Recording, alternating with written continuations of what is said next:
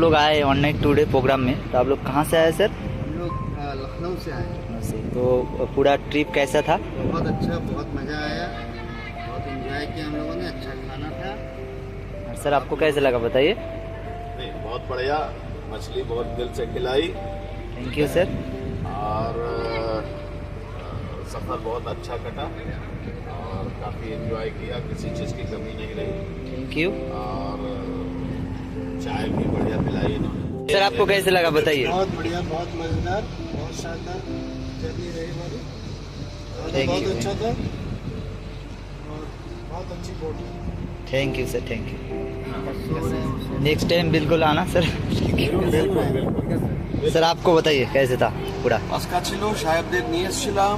সাহেবরা প্রথমবার ম্যানগ্রোভ অরণ্য দেখলো, সুন্দরবন দেখলো। তো এখানে তোমাদের ব্যবস্থাপনা ভালো, ব্যবহার ভালো, যা বলেছি মিষ্টি মুখে মিষ্টি কথায় হাসি মুখে সেটা করেছো। আর খাওয়া দাওয়ার অ্যারেঞ্জমেন্টটা খুব সুন্দর, সব ফ্রেশ খেয়েছি। আর যেমনভাবে আমরা এক্সপেক্ট করেছিলাম তার থেকে একটু বেটারই। Thank you sir, thank you.